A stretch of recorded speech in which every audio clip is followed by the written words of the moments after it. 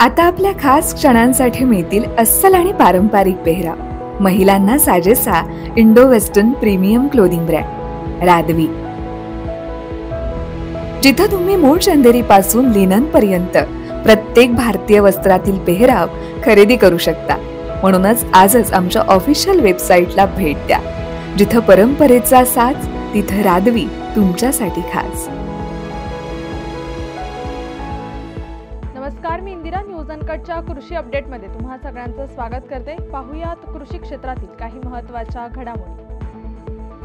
गुलटेकडी येथील पुणे कृषी उत्पन्न बाजार समितीच्या आवारातील फूल बाजाराच्या नवीन इमारतीच्या मूळ आराखड्यात बदल करण्यात आला आहे। या इमारतीत अतिरिक्त 2 मजले वाहनतळासाठी एक अतिरिक्त तळमजला वाढविण्यात आल्याने अद्याप बांधकाम सुरू असल्याची माहिती पणन मंत्री जयकुमार रावल यांनी दिली आहे। चीनने भारतासाठी स्पेशालिटी फर्टिलायझरची निर्यात अचानक थांबवल्यामुळे भारतीय उद्योग क्षेत्रात मोठी चिंता व्यक्त होते। याचा थेट फटका कृषी उत्पादन, औद्योगिक प्रक्रिया आणि फर्टिलायझर मॅन्युफॅक्चरिंग कंपन्यांना बसण्याची चिंता व्यक्त होऊ लागली। दुसरीकडे काही उद्योजक मात्र देशात गेल्या 3 वर्षात आत्मनिर्भर भारत अंतर्गत केल्या जात असलेल्या उपाययोजनांमुळे आपली क्षमता वाढवल्याचा दावा करतायत। केंद्र सरकारच्या आयात निर्यातीच्या धरसोडीच्या धोरणाबाबत जी भीती व्यक्त केली जात होती ती आता खरी ठरते। मागील 2 वर्षात कांदा निर्यातीबाबत निर्यात शुल्क आकारणे, एमईपी वाढवणे, निर्यात शुल्कात कपात करणे असं एका पाठोपाठ एक निर्णय घेतल्याचा परिणाम लोकल ते ग्लोबल मार्केटवर झाले।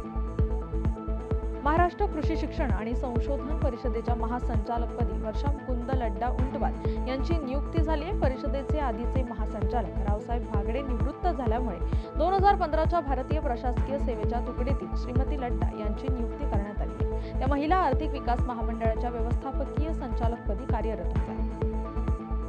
भारताची कृषी व्यवस्था झपाट्याने बदलते। शेतीचे चित्र बदलण्यासाठी पुढाकार घेऊन नवीन धोरणे आणली जात आहेत। नव्या तंत्रज्ञानामुळे कृषी क्षेत्रात क्रांती येत असून भारत लवकरच विद्राव्य खत उत्पादनात आघाडीवर येईल, असे प्रतिपादन गुजरातचे कृषी आणि ग्रामविकास मंत्री राघवजीबाई पटेल यांनी केले आहे।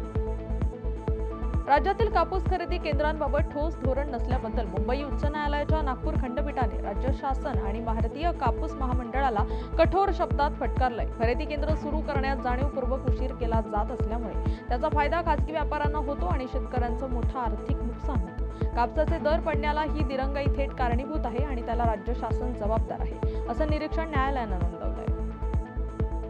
कांदा बाजारभाव घसरणीच्या पार्श्वभूमीवर गुजरात सरकारने आर्थिक अडचणीत सापडलेल्या कांदा उत्पादक शेतकऱ्यांना दिलासा देण्यासाठी किंमत तूट भरपाई योजनेअंतर्गत प्रति क्विंटल 200 रुपये आर्थिक मदत जाहीर केली आहे। गुजरातचे कृषी मंत्री राघवजीबाई पटेल यांनी हा निर्णय जाहीर केला आहे।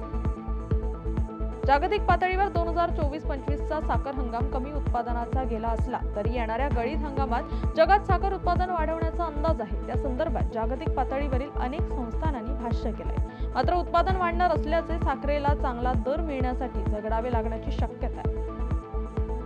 आणि या बातमीचा वेळ झाली आहे। कृषी अपडेटमध्ये इथेच थांबायची। तोपर्यंत पाहत राहा न्यूज अनकट।